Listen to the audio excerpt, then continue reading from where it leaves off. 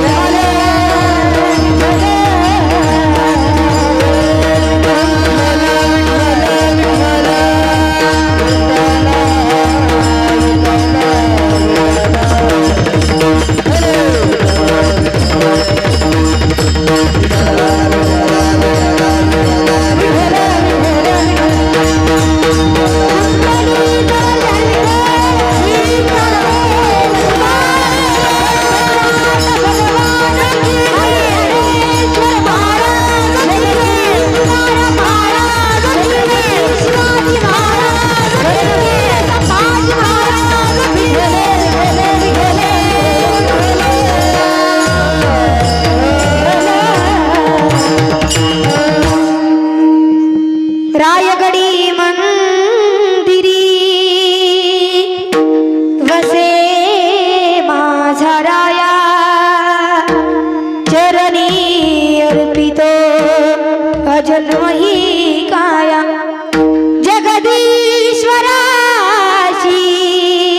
जोडली ज्याची अजन्म ख्याती प्रथम वंदितो तुम्हा शिव छत्रपती महायोग पीठे तटे भीमरथ्या वरं पुंडरीकाय धातुं मुनीन्द्रे समागत्य तिष्ठन्तमानन्दकुन्दं परब्रह्मलिङ्गं भजे पाण्डुरङ्गं पाण्डुरङ्गकालु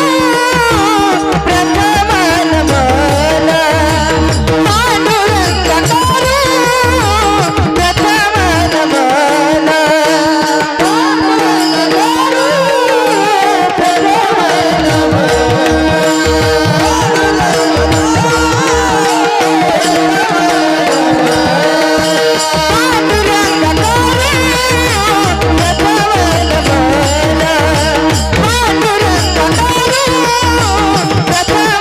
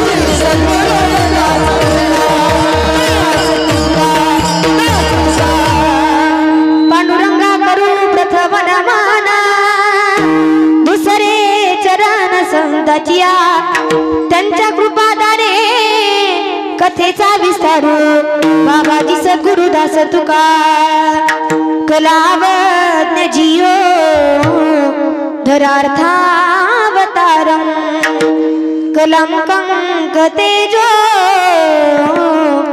दिखामोदिवक्त्रम खलानी समादा पनदार दक्षं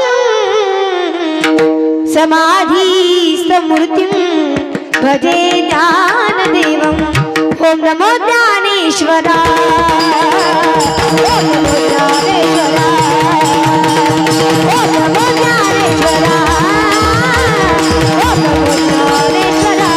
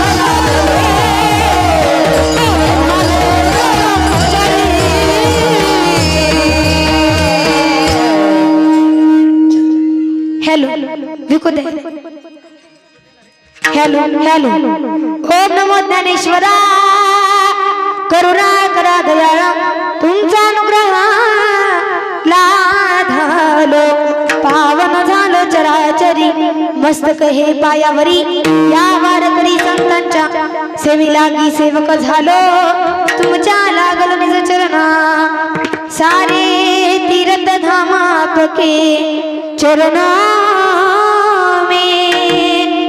सारे तीर्थ धाम आपके चरणों में हे गुरुदेव प्रणाम आपके चरणों में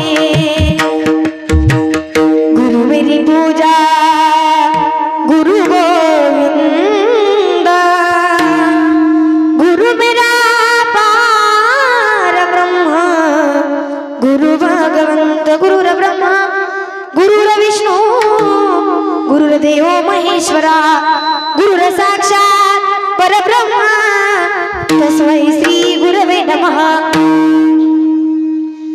संत स्वरूपाय नमः श्री साई देवाय नमः संत स्वरूपाय नमः श्री साई देवाय नमः सच्चिदानंद साई देवाय नमः ओम नमो सच्चिदानंद साई देवाय नमः ओम नमो जियाद्या वेद प्रतिपाद्या जय जय सुसंवेद्या आत्मरूपा देवा तुझी गणेशु सकलार्थपती प्रकाशो मने निवृत्ती दासु अवधार जोरी सच्चिदानंद रूपाय विश्वात्पत्त्यादि तवे तापत्रय विनाशाय श्री कृष्णाय वयं नमः यं प्रवर्जन्तमनुपेतमपेत कृत्यं द्वैपायनो विरहकातराजुहाव पुत्रेति तन्मयतया तरवोऽभिनेदु स्तं सर्वभूतहृदयं मुनिमानतोऽस्मि। जय जय श्री राधारमण, जय जय नवल किशोर, जय गोपी चित्तचोर प्रभु, जय जय माखन चोर। गळ्यामध्ये माळ दे, हातामध्ये टाळ दे, गळ्यामध्ये माळ दे, हातामध्ये टाळ दे, देवा मला एक तरी अशी संध्याकाळ दे। दिवसभर कामध्ये पोटापुरतं दामध्ये, दिवसभर कामध्ये पोटापुरतं दामध्ये, जन्मबुद्धारण्या मुखी तुझं नाम दे। माईसाठी माय दे, वारीसाठी पाय दे, तुझी कृपा कामधेनु अशी एक गाय दे। शरण शरण हनुमंता तुम्हाला रामदूता, काय भक्तीच्या देवाटा मजदाव व्यासू भटा। चलो आओ जी पवन कुमार बधारो हरि कीर्तन में, आओ जी पवन कुमार बधारो हरि कीर्तन में, आओ जी पवन कुमार बधारो हरि कीर्तन में, आओ जी पवन कुमार बधारो हरि कीर्तन में। राम जी को लाला लखन जी को लाला, राम जी को लाला लखन जी को लाला, राम जी को लाला लखन जी को लाला, राम जी को लाला लखन जी को लाला।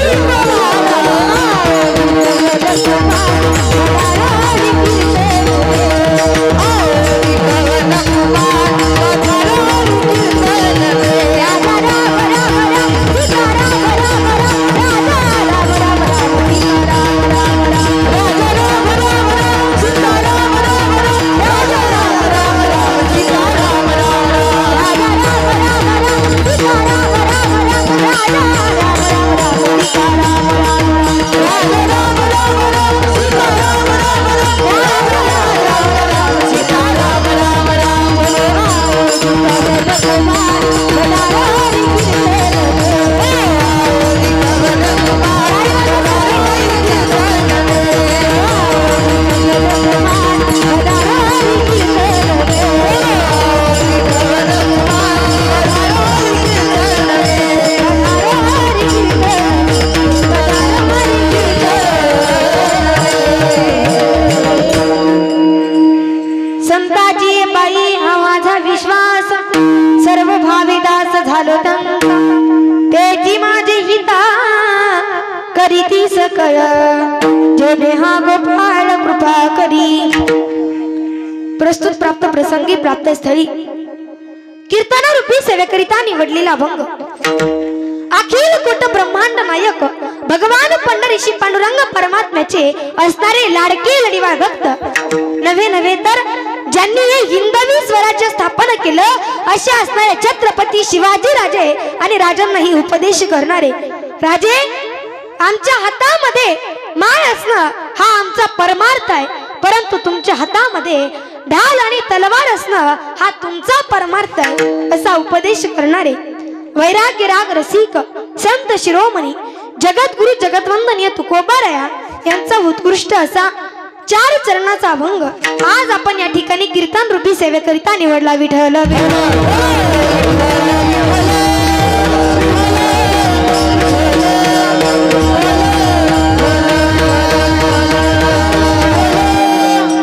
कार्यक्रमाचं आयोजन काय, कार्यक्रमाचं नियोजन काय हे जरी सर्वांना ठाऊक असलं तरी वक्त्याचं आद्य कर्तव्य आहे की कीर्तनाला सुरुवात करण्या अगोदर अल्पसा परिहार देणं, तर परात्पर परमेश्वर परम राज्य परम रसिक भक्त वांचल कल्पतरू भक्त वांचल दीनबंधू भगवान पंढरीशी पांडुरंग परमात्म्याच्या कृपेनं व सर्व साधू संतांच्या कृपा आशीर्वादानं चालू असलेला हा भव्य दिव्य अशा प्रकारे अखंड हरिनाम सप्ताह व ग्रंथराज ज्ञानेश्वरी पारायण सोहळा आणि या सप्ताहामधील दुसऱ्या दिवसाची कीर्तन रूपी सेवा माझ्यासारख्या पामराकडे आली।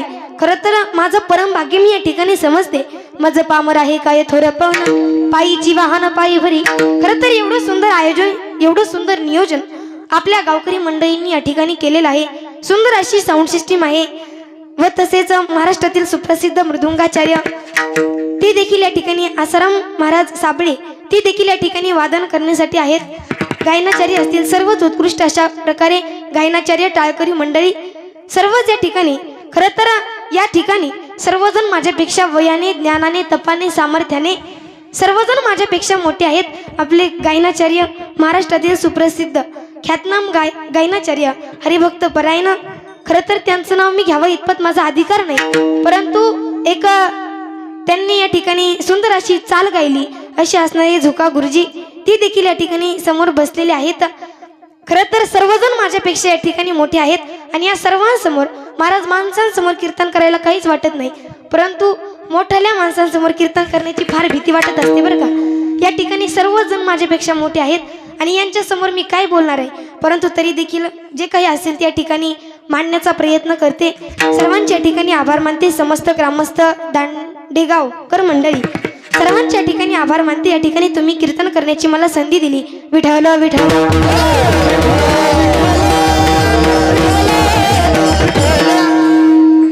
अभंग हा जगद्गुरु तुकोबारायांचा आहे। या अभंगामध्ये जगद्गुरु तुकाराम महाराज सांगतात की संतांच्या चरणावरती विश्वास ठेवा, संताची पायी माझा विश्वास सर्व भावीदास झालो त्यांचा। संतांच्या चरणावरती विश्वास ठेवा आणि सर्व भावाने भक्तीने त्यांचा दास व्हा, कारण की आजकाल कोणीही दास व्हायला तयार नाही।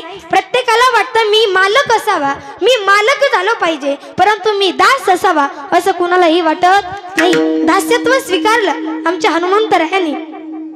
दास्यत्व निकट हनुमंत पै गेले, म्हणून देखील रामचरण। हनुमंतरायांनी दास्यत्व स्वीकारलं, मग म्हणून आपणही सर्व भावाने भक्तीने त्यांचा दास त्या ठिकाणी झालो पाहिजे। संताची पायी हा माझा विश्वास सर्व भावे दास झालो त्यांचा। पुढे जगद्गुरु तुकोबाराय सांगतात, तुम्ही म्हणाल आम्ही त्यांची भक्ती करू, सर्व भावाने भक्तीने त्यांचा दास होऊ, परंतु त्यामध्ये आमचा फायदा काय? परंतु ज्यावेळेस तुम्ही संतांच्या चरणावरती विश्वास ठेवाल, त्यांचे भावाने भक्तीने दास होताल, त्यावेळेस संत तुमचं हित करतील, तुमचं कल्याण केल्याशिवाय राहणार नाही। त्याची माझी हित करी ती सकळ, जेणे हा गोपाळ कृपा करी। बघा आता शास्त्रामध्ये या ठिकाणी 4 कृपा सांगितल्या, देव कृपा, आत्मकृपा, गुरु कृपा आणि शस्त्र कृपा। आता या कृपेमध्ये एक जरी कृपा आपल्यावरती झाली तर बाकीच्या कृपा आपोआप आपल्या पाठीमागे येत असतात। ती कृपा म्हणजे गुरु कृपा। गुरु कृपा जीवनामध्ये माणसाच्या फार महत्वाची असते। तेवढी जरी कृपा आपल्यावरती झाली की बाकीच्या सर्व कृपा आपल्या पाठीमागे येत असतात। म्हणून या 4 कृपा आपल्यावरती झाल्या पाहिजे। पुढे जगद्गुरु तुकोबाराय सांगतात, भागलिया मज वाहतीलकडे त्यांची आने जोडे सर्व सुख। भागलिया मज वाहतीलकडे जगद्गुरु तुकोबाराय सांगतात, ज्याप्रमाणे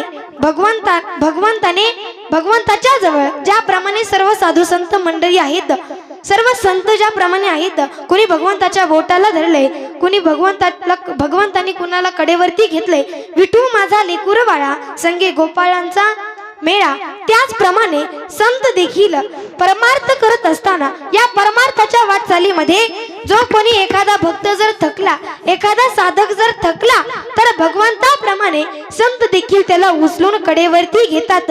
आणि शेवट जगद्गुरु तुकोबाराय सांगतात, तुका म्हणे शेष सेविना आवडी वचनना मोडी बोलिले जे। म्हणून तुकोबाराय सांगतात, म्हणून हे संत एवढे उदार आहेत आणि या संतांमुळे या संतांचं उच्चिष्ट पचवण्याची आपल्यामध्ये सहनशीलता शक्ती आपल्यामध्ये असली पाहिजे। हा झाला अभंगाचा सरळ भावार्थ। आता सरळ सरळ भावार्थ सांगितला म्हणजे जवळ जवळ कीर्तन हे समजल्यासारखंच आहे, बरोबर ना? मग तुम्ही आता झोपले तरी काही हरकत नाही, जाताना उठवून देईल मी तुम्हाला. झोपले नाही ना? विठाला विठाला.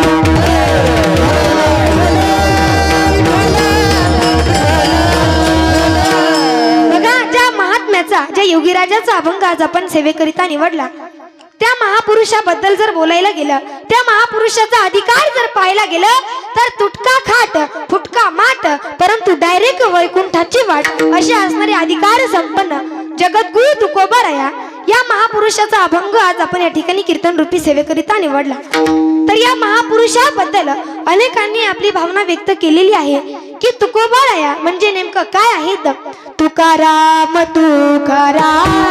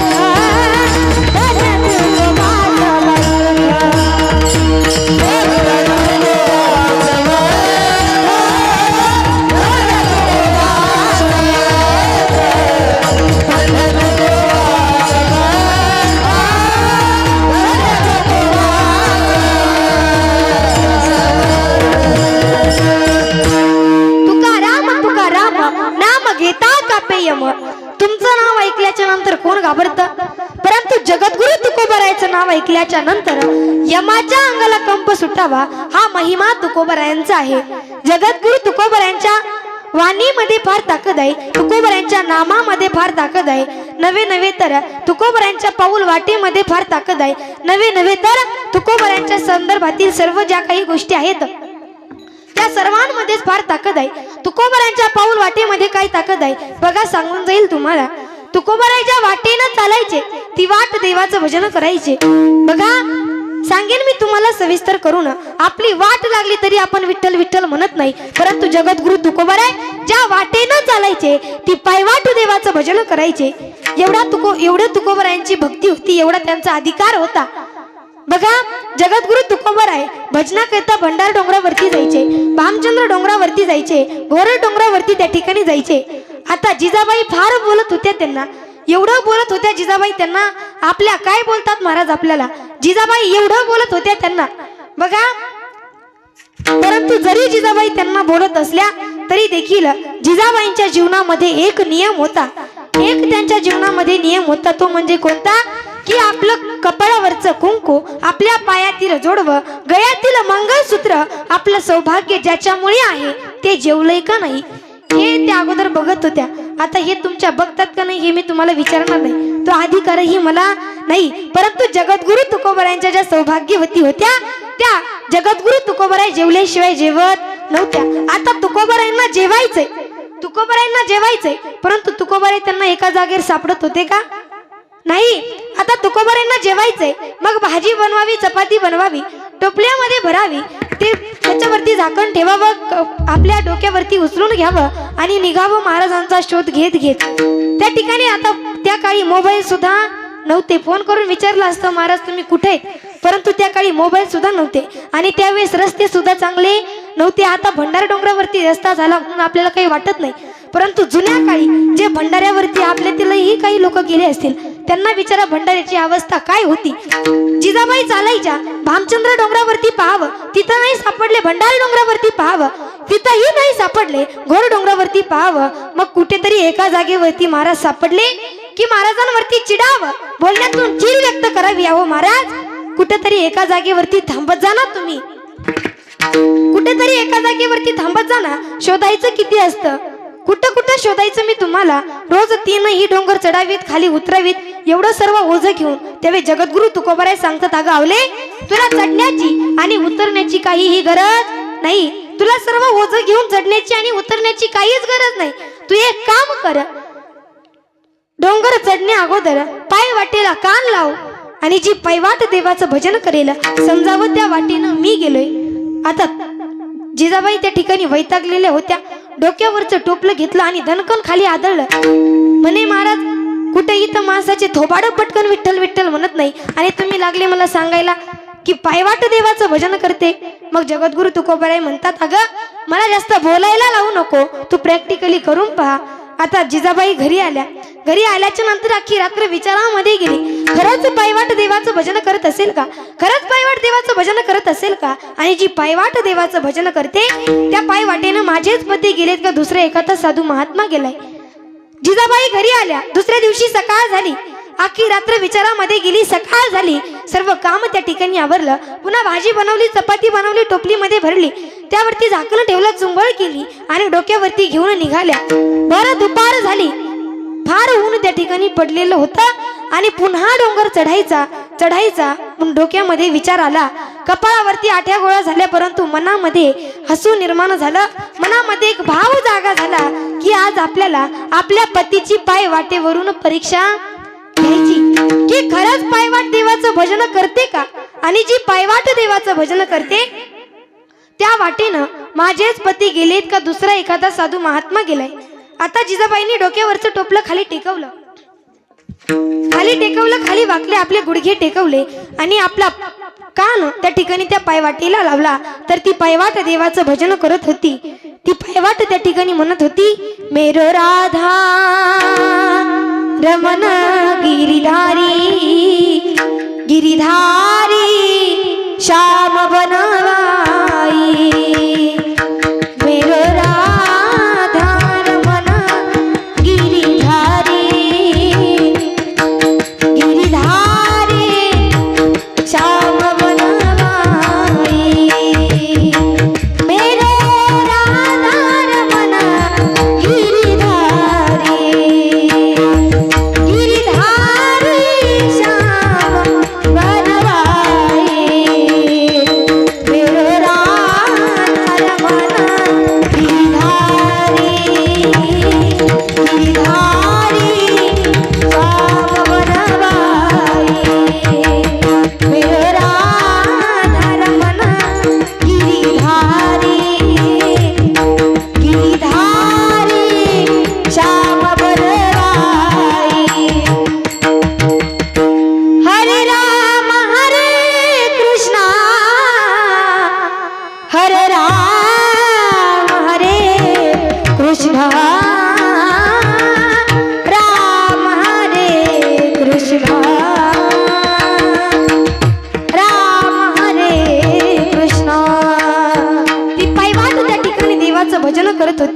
पायवाट त्या ठिकाणी म्हणत होती, श्रीराम जय राम जय जय राम, श्रीराम जय राम जय जय राम, श्रीराम जय राम जय जय राम, श्रीराम जय राम जय जय राम, श्रीराम जय राम जय जय राम, श्रीराम जय राम जय जय राम.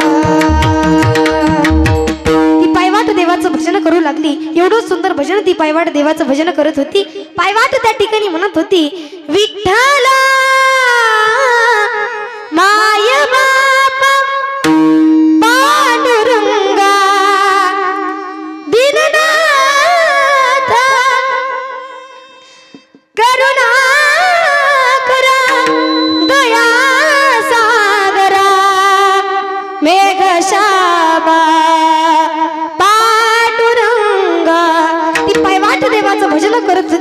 पायवाट म्हणत होती, राम कृष्ण हरी जय जय राम कृष्ण हरी, राम कृष्ण हरी जय जय राम कृष्ण हरी, राम कृष्ण हरी जय जय राम कृष्ण हरी, राम कृष्ण हरी जय जय राम कृष्ण हरी, राम कृष्ण हरी जय जय राम कृष्ण हरी, राम कृष्ण हरी जय जय राम कृष्ण हरी,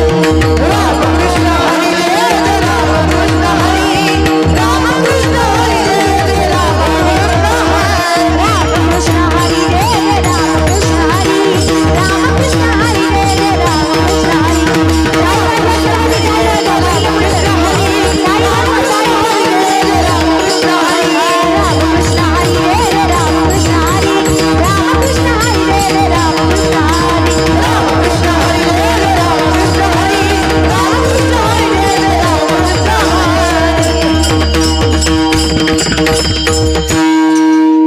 ती पायवाट त्या ठिकाणी आपण सुंदर टाळी वाजून भजन केलं, परंतु ती पायवाट देवाचं भजन करत होती. जिजाबाई आश्चर्यचकित झाल्या. जिजाबाईंनी विचार केला, अरे ही तर पायवाट खरंच देवाचं भजन करते, परंतु या पायवाटेने माझेच पती गेलेत का दुसरा एखादा साधू महात्मा गेलाय ते पाहायला हवं. जिजाबाई त्या वाटेने सरळ वरती गेल्या. वरती गेल्याच्या नंतर त्या ठिकाणी धवल वस्त्र, शांत मूर्ती आणि चेहऱ्यावरती एवढं तेज झळकत होतं, भक्तीचं नामाचं तेज. त्या ठिकाणी गेल्या आणि खऱ्या साधूचं त्यांना दर्शन झालं. त्या साधूचं नाव, त्या संताचं नाव, त्या महात्म्याचं नाव ते म्हणजे जगद्गुरु तुकोबा आहे. जिजाबाई त्या ठिकाणी गेल्या, हात जोडले, नतमस्तक झाल्या, दर्शन घेतलं आणि आपल्या पतीचा महिमा त्या ठिकाणी कळाला. म्हणजे मला सांगायचं मायबाप, जगद्गुरु तुकोबा आहे एवढं भजन करत होते, रात्रंदिवस भजन करत होते.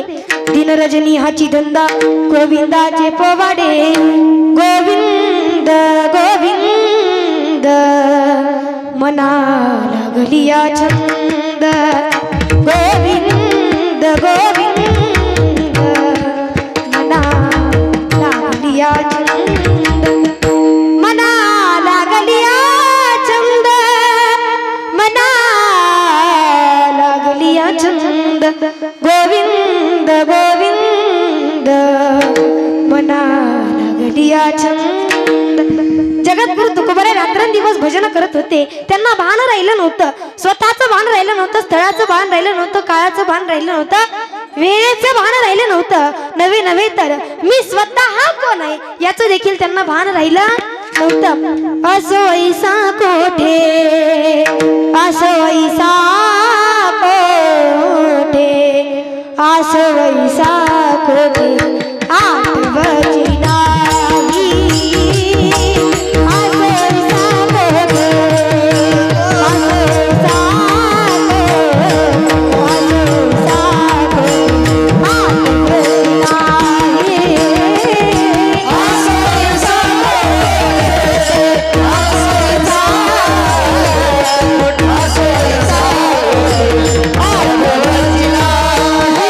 कोठे,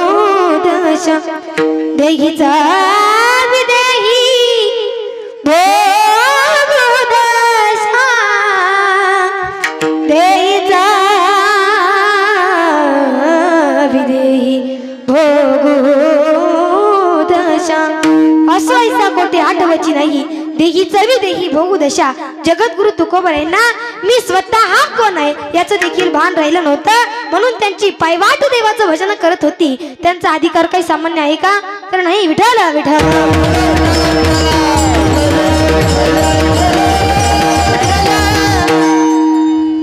बघा, जगद्गुरु तुकोबरायांची पायवाट देवाचं भजन करते हे त्यांच्यातलं सामर्थ्य आहे. परंतु जगद्गुरु तुकोबराय म्हणजे अजिबात सामान्य संत नाहीत. जगद्गुरु तुकोबराया म्हणजे या परमार्थाचं नाक आहे. आता नाक आणि या नाकाला भक्तीचा शेंडा आहे. आता मला सांगा, आपण जर एखाद्याच्या रूपाची जर पारख करायला गेलो तर आपण त्या व्यक्तीचा अगोदर काय बघतो? महिला मंडळ, बोलता येतं ना तुम्हाला? बोलता येतं का? मग बोलत का नाही तुम्ही? जर आपण एखाद्या रूपाची पारख करायला गेलो तर त्या ठिकाणी आपण त्या व्यक्तीचं काय बघत असतो? नाक बघत असतो. ज्याचं नाक सुंदर तो दिसायला सुंदर, ज्याचं नाक सुंदर तो दिसायला सुंदर. एक वेळेस आपण रंगाला जास्त किंमत देणार नाही, परंतु नाकाला जास्त किंमत देतो. फार गोरा आहे, एवढा गोरा आहे, फार कापसासारखा, परंतु नाक जर म्हशीने पाय दिल्यासारखं असलं तर त्या गोऱ्या रंगाला सुद्धा आपण किंमत देत नाही. म्हणून नाक हे कसं असावं? नाक हे धारदार असावं. कसं असावं महिला मंडळ? नाक कसं असावं? नाक हे कसं असावं? धारदार असावं. कसं असावं पुरुष वर्ग? नाक धारदार असावं. नाक हे कसं असावं? नाक हे धारदार असावं. परंतु ऐका, नाक हे धारदार असावं, परंतु नाकाला धार ही नसावी, नाहीतर त्या धारदार नाकाला सुद्धा काही किंमत नाही. जर नाकाला धार असेल तर पाणी पिऊ वाटत नाही, जेवू सुद्धा वाटत नाही. मग हॉटेलमध्ये जातात, हॉटेलमध्ये गेल्याच्या नंतर तिथं डबल धारीवाले असतात, परंतु तिथं जेवतात का? कारण की किचन रूम साईडला असते ना, त्यात वाढणारा पुन्हा धारीवाला असावा, म्हणजे तिथंही उपाशीच मेला. म्हणजे मला सांगायचं काय? तुकोबराया म्हणजे या परमार्थाचं नाक आहे आणि या नाकाला भक्तीचा शेंडा आहे. तुकोबरायांबद्दल आपण बोलू शकत नाही. माझी मजा झाली अनावर वाचा हा भाग वेगळा आहे, परंतु तुकोबरायांचं वर्णन करणं म्हणजे आपल्यासारख्याचं काम नाही. लहान तोंडी मोठा घास तुकोबरायांचं वर्णन करणं म्हणजे अजिबात आपल्यासारख्याचं काम नाही. तुकोबराया म्हणजे फार मोठे आहेत. किती मोठे आहेत तुकोबराया? अनुरेणुया थोकडा तुका आकाशा एवढा. तुकोबराया म्हणजे आकाशा एवढे आहेत. विठ्ठल विठ्ठल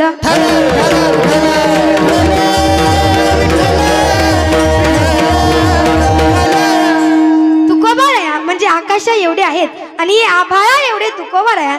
त्यांनी आपल्याकडे बघितलं, नजर टाकली आपल्यावरती आणि या ठिकाणी विचार केला की बाबा रे, हे किती पळतात हे लोक, आणि पळता पळता कुठेतरी यांना अविश्वासाची ठेच लागते. अविश्वासाची ठेच लागते. मग जे 10-20 पावलं पुढे पळायचं ते 10-20 पावलं पुन्हा मागे पडतात. मग कुठेतरी त्यांना पुढे जाऊच तर कोणीतरी त्यांच्या पुढे निघून जातं. पुन्हा ग्रीप घ्यावा, गती मिळावी म्हणून ते प्रयत्न करतात, परंतु प्रयत्न करत असताना हताश होतात आणि आयुष्याचा कधी शेवट येतो हे त्यांना कळत नाही आणि या गोष्टीचं चिंतन करून मरतात ही लोक. मग कसं सांगावं यांना? काय सांगावं? आपण जर सांगावं तर आपली भाषा यांना कळत नाही आणि जरी कळाली तरी वळत नाही, आणि जरी जे वळाले त्यांना दगड मारणारे भरपूर आहेत. मग काय करावं? कसं सांगावं या लोकांना? परंतु या लोकांना एक सवय आहे. जीवनामध्ये आल्याच्या नंतर प्रत्येक माणसाला एक सवय आहे की प्रत्येक माणूस हा कुणाकडे तरी पाहून जीवन जगत असतो. बरोबर ना? प्रत्येक माणूस कुणाकडे तरी पाहून जीवन जगत असतो. आता मला सांगा महिला मंडळ, नाकामध्ये नथ ही कशी घालायची हे अगोदर आपल्याला समजतं का? तर नाही, दुसऱ्याचं बघितल्याच्या नंतर आपल्याला कळत असतं. आता संक्रांतीला आपण किती भारी साड्या घेतो, 2-3 हजाराची साडी आपण घेतो, परंतु हळदी कुंकू लावताना आपण आपल्या अंगावरची साडी बघतो का दुसऱ्याची बघतो? दुसऱ्याची बघतो. म्हणजे या समाजाला सवय आहे की प्रत्येक माणूस हा जीवनामध्ये आल्याच्या नंतर दुसऱ्याकडे पाहून जीवन जगत असतो. मग तुकोबराया म्हणतात की तुम्ही माझ्याकडे पाहून जीवन जगा. मी विश्वास कुठे ठेवला? संतांच्या चरणावरती मी विश्वास ठेवला. आणि तुम्हाला जर विश्वास ठेवायचा असेल तर कुठे ठेवा? संतांच्या चरणावरती विश्वास ठेवा. हेच महाराज अभंगाच्या प्रथम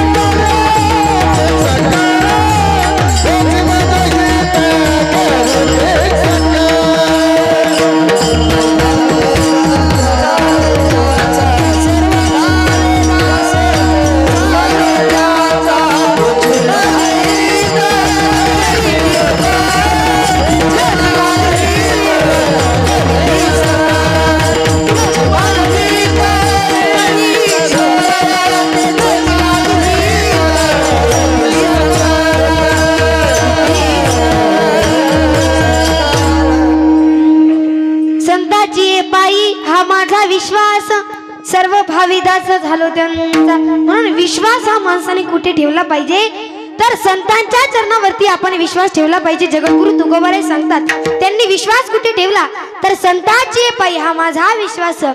संतांच्या चरणावरती त्यांनी विश्वास ठेवला, मग आपणही संतांच्या चरणावरती विश्वास ठेवला पाहिजे. बरं, आता विश्वास विश्वास विश्वास म्हणजे नेमकं काय? आपण दिवसातून 10 ते 15 वेळा विश्वास विश्वास म्हणत असतो, परंतु या विश्वास या शब्दाचा अर्थ माहित आहे का? विश्वास हा शब्द किती अक्षराचा आहे? किती अक्षराचा आहे विश्वास हा शब्द? 3.5 अक्षराचा हा शब्द आहे. आणि आपलाच नरदेह आपल्या हाताने मोजा, किती हाताचा नरदेह आहे? तर 3.5 हाताचा हा नरदेह आहे. तर या 3.5 हाताच्या नरदेहाचं संबंध आयुष्य हे या 3.5 अक्षरावरती अवलंबून असतं. मग विश्वास म्हणायचं कशाला? बघा, तुम्हाला सांगून जाईल. अगोदर भजन करा, विठ्ठल विठ्ठल.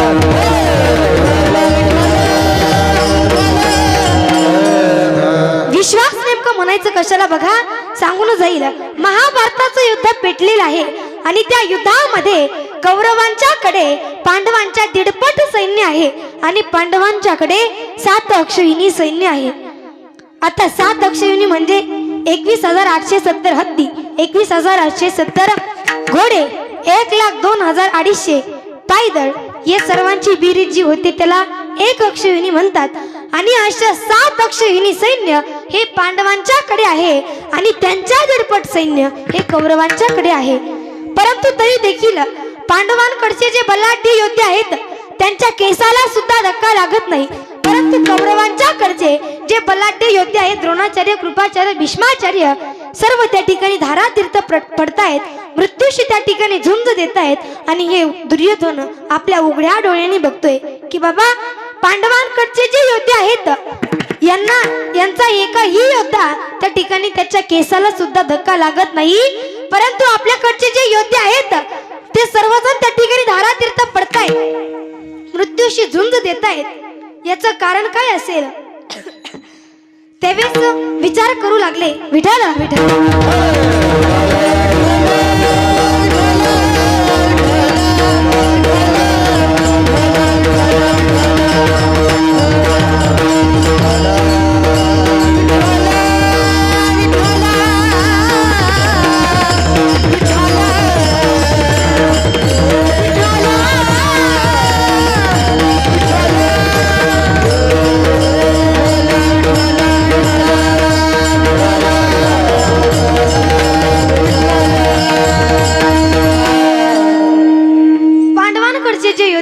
त्यांच्या केसाला सुद्धा धक्का लागत नाही. परंतु आपल्याकडचे जे योद्धे आहेत सर्वजण त्या ठिकाणी मृत्यूशी प्राप्त झालेले आहेत. आला तो दुर्योधन पितामह भीष्मांच्याकडे. आता भीष्मांच्याकडे आला आणि त्या ठिकाणी विचार करू लागला. भीष्माने म्हटला, पितामह, मी इतक्या दिवसापासून युद्ध या ठिकाणी बघतोय, परंतु पांडवांकडचे जे योद्धे आहेत त्यांच्या केसाला सुद्धा धक्का लागत नाही. परंतु आमच्याकडचे जे योद्धे आहेत ते सर्वजण त्या ठिकाणी धारातीर्थ पडतायत, मृत्यूशी त्या ठिकाणी प्राप्त झालेले आहेत, मरणाला त्या ठिकाणी प्राप्त झालेले आहेत. एवढे योद्धे आमच्याकडून असून उपयोग काय आहे? याचं कारण मी जाणतो की तुम्ही आमच्याकडून आहात, परंतु तुमचं मन हे पांडवांकडून आहे. हे बोललेलं त्या ठिकाणी पितामहांना सहन झालं नाही. आणि जे सत्याने वागणारे असतात त्यांना कठीण, कडवट, तिखट बोललेलं अजिबात सहन होत नाही. म्हणतात ना, नाकावर बसलेली माशी सुद्धा त्यांना सहन होत नाही. पितामहांना राग आला आणि पितामह त्या ठिकाणी म्हटले, अरे दुर्योधना, माझी अशी मनोमन अजिबात इच्छा नाही की विजय हा पांडवांचा व्हावा आणि पराजय हा कौरवांचा व्हावा, अशी माझी इच्छा नाही. परंतु जरीही तुला वाटत असेल तरी हा गंगेचा पुत्र भीष्म या ठिकाणी शपथ घेतो की सूर्यास्तावेळी उद्या सूर्यास्तापर्यंत एकही पांडव पृथ्वीवरती जिवंत राहणार नाही. कौरवांना फार आनंद झाला, फटाके फोडले, फार आनंद त्यांना झाला. फक्त तोंडामध्ये गुलाबजामुन सोडायचे राहिले होते, एवढा आनंद झाला. परंतु पांडव, रात्र झाली, सर्व पांडव त्या ठिकाणी झोपी गेले, कौरव देखील झोपी गेले. परंतु पांडवांच्या संदर्भातील जे काही लोक होते ज्यांनी भीष्माची प्रतिज्ञा ऐकली होती त्यांना त्या ठिकाणी झोप येत नव्हती, बेचैन झाले. काय करावं विचार करू लागले. सर्व पांडव मात्र गाढ झोपी गेलेले आहेत. आणि रात्री 3:30 वाजता ब्रह्म मुहूर्ताच्या वेळी जगाचा मालक बेचैन झाला आणि आला पितामह भीष्मांच्याकडे. भीष्मांच्याकडे आल्या आणि भीष्मान आला. विश्वाचा मालक बेचैन झाला आणि तो त्या ठिकाणी आला अर्जुनाकडे आला आणि अर्जुनाला म्हटलं, अरे अर्जुना उठ. त्यावेळेस अर्जुन त्या ठिकाणी म्हणतात, देवा का साखर झोपेचा मूड घालताय? साखर झोपेचा मूड घालताय? अरे तुला झोप लागलीच कशी? मग झोपायच्या वेळी झोपायचं नाही, मग काय करायचं? नाही अरे तू झोपलास कसा? आता जर झोपलास तर कायमचा झोपशील. म्हणजे मला काय म्हणजे विचारतोस? पितामहांनी रणभूमीवरती काही शपथ घेतली तुला माहित नाही का? म्हणे हो माहित आहे. मग तरी तू एवढा गाढ झोपलास कसा? काय शपथ घेतली? म्हणे उद्या सूर्यास्तापर्यंत पृथ्वीवरती एकही पांडव जिवंत राहणार नाही. मग तू झोपलास कसा? म्हणे तू कोण आहे? मी पांडवच आहे. 2 नंबरचा पांडव मीच आहे आणि मीच असतो पितामहांच्या रथासमोर. म्हणे मग तुला भीती नाही का? तू झोपलास कसा? तुला झोप लागलीच कशी? त्यावेळेस अर्जुनाने दिलेलं उत्तर महाराज अभ्यासण्याजोगं होतं. अर्जुन त्या ठिकाणी म्हणतात, भगवंता अरे देवा मला झोप लागलीच कशी याचं कारण मी सांगतो. कारण की मला जिवंत ठेवणारा जागा आहे, मला जाग राहण्याची गरज नाही. मला जिवंत ठेवणारा जागा आहे, मला जाग राहण्याची गरज नाही. याला म्हणतात विश्वास. असाच विश्वास, हाच विश्वास आणि एवढाच विश्वास संतांच्या चरणावरती ठेवा. संताची हे पायी हा माझा विश्वास. सर्व भाविदास झालो त्यांचा विठ्ठल विठ्ठल.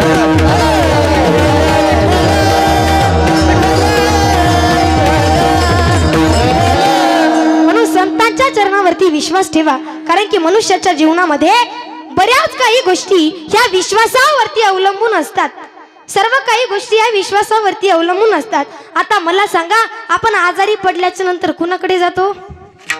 डॉक्टरांकडे जातो आणि डॉक्टरांकडे गेल्याच्या नंतर त्या ठिकाणी औषध गोळ्या घेतो, पैसे देतो आपण त्यांना. औषध गोळ्या आपण त्यांच्याकडे घेतो, पैसे देऊन घेतो.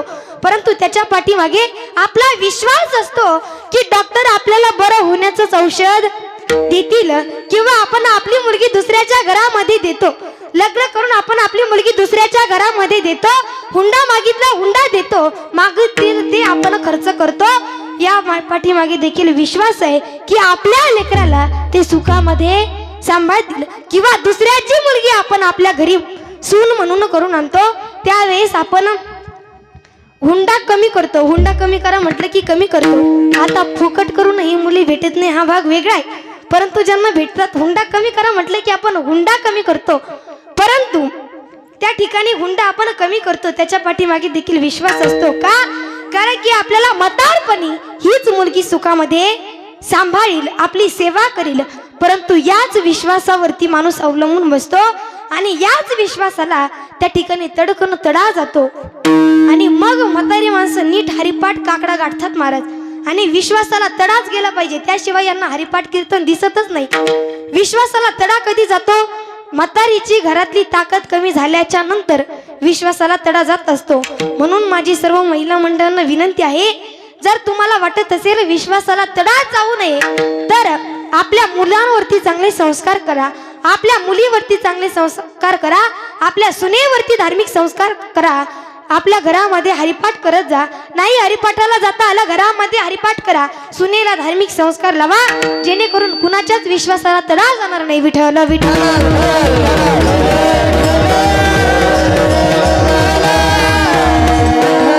सुंदर संस्कार आपल्या लेकरांवरती करा की जेणेकरून पुढे कुणाच्या विश्वासाला तडा जाणार नाही. संस्कार केले कुणी केले? जिजाऊ मासाहेबांनी छत्रपती शिवरायांवरती केले ते संस्कार. काही संस्कार होते महाराज गर्भात असताना त्यांनी संस्कार केले. असे संस्कार केले ज्यावेळेस गर्भामध्ये असताना कयादू मातेने भक्त प्रल्हादावरती संस्कार केले, म्हणून भक्त प्रल्हाद त्या ठिकाणी जन्माला आला.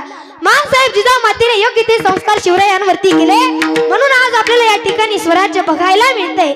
नाहीतर नुसतं 70 भाई 70 भाई असंच म्हणत बसावं लागलं असतं. परंतु मुजरा माझा त्या माझी जाऊला, अरे मुजरा माझा त्या माझी जाऊला, जिने घडविले त्या शूर शिवबाला. साक्षात होती ती आई भवानी, तिच्या पोटी जन्म घेतला शिवबांनी. मराठी मातेने केला गनिमी कावा, तो एकच होता माझ्या जिजाऊचा छावा, माझ्या जिजाऊचा छावा. छत्रपती शिवाजी महाराजांवरती जिजाबाईंनी योग्य ते संस्कार केले, म्हणून आज आपल्याला या ठिकाणी स्वराज्य बघायला मिळतंय. म्हणून द्यावी तेवढे धन्यवाद, धन्यता आपण जिजामातेला दिली पाहिजे. धन्य धन्य थोराई शिवरायाची जिजाई, धन्य धन्य थोराई शिवरायाची जिजाई. भजीत महाराष्ट्र सारा दुसरा मानाचा मानाचा मानाचा जिजाईला दुसरा मानाचा मानाचा जिजाईला दुसरा मानाचा मानाचा जिजाईला दुसरा मानाचा मानाचा जिजाईला धन धन थोराई शिवरायाची जिजाई धन धन थोराई शिवरायाची जिजाई आज तुझी महाराष्ट्र सारा दुसरा मानाचा मानाचा जिजाईला दुसरा मानाचा मानाचा जिजाईला दुसरा मानाचा मानाचा जिजाईला दुसरा मानाचा मानाचा जिजाईला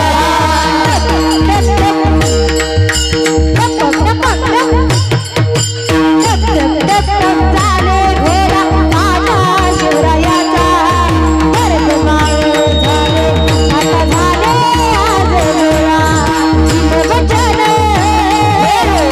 साईबा वचन साईबा वचन पुरणारी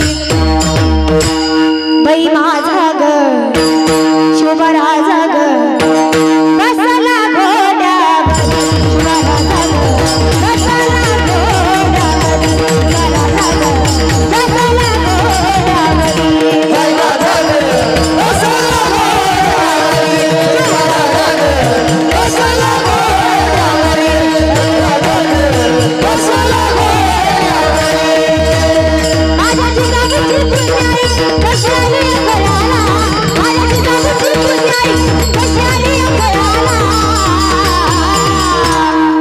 तो बापाचा बापाचा बापाचा बापाचा बापाचा बापाचा बापाचा बापाचा तो बापाचा बापे शुभा जन्मला तो बापाचा बापे शुभा जन्मला तो बापाचा बापे शुभा जन्मला तो बापाचा बापे शुभा जन्मला राजाईचे जन्मला शिवनेरी किल्ल्यावर एकच राजाईचे जन्मला शिवनेरी किल्ल्यावर किल्ल्यावर माझ्या देवाचं नाव गाजतं जगण्याच्या नगरावर शिवरायाचं नाव गाजतं जगण्याच्या नगरावर माझ्या देवाचं नाव गाजतं जगण्याच्या नगरावर माझ्या देवाचं नाव गाजतं जगण्याच्या नगरावर गिरशी घरी गिरटा करी गिरशी घरी गिरटा करी हरे भगवानचा गिरशी घरी गिरटा करी गिरशी घरी गिरटा करी हरे भगवानचा भूगोला तारा वीर हरा शिवाजी राजा भूगोला तारा वीर हरा शिवाजी राजा भूगोला तारा वीर हरा शिवाजी राजा भूगोला तारा वीर हरा शिवाजी राजा युगायुगाचा गडगड तारा या भक्ता करी घरी सरदारा करी घरी सरदारा करी घरी सरदारा युगायुगाचा गडगड तारा करी घरी सरदारा करी घरी सरदारा करी घरी सरदारा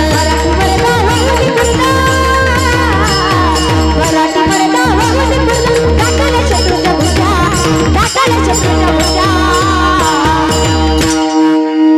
छत्रपती शिवाजी महाराज की जय धर्मवीर संभाजी महाराज की जय भूगोला तारा वीर हरा शिवाजी राजा भूगोला तारा वीर हरा शिवाजी राजा भूगोला तारा वीर हरा शिवाजी राजा भूगोला तारा वीर हरा शिवाजी राजा छत्रपती शिवाजी महाराज की जय संभाजी महाराज की जय जय भवानी जय शिवाजी जय जय जय जय जय भवानी जय जय जय जय जय शिवाजी माता की जय भूगोला तारा वीर हरा शिवाजी राजा भूगोला तारा वीर हरा शिवाजी राजा भूगोला तारा वीर हरा शिवाजी राजा मासाहेब जिजामातेने छत्रपती शिवाजी महाराजांवरती योग्य ते संस्कार केले म्हणून आज आपल्याला या ठिकाणी स्वराज्य बघायला मिळतंय म्हणून आपणही आपल्या सुनावरती लेकीवरती मुलावरती नातवांवरती चांगले संस्कार केले पाहिजे जेणेकरून कुणाच्याच विश्वासाला तडा जाणार नाही विठ्ठल विठ्ठल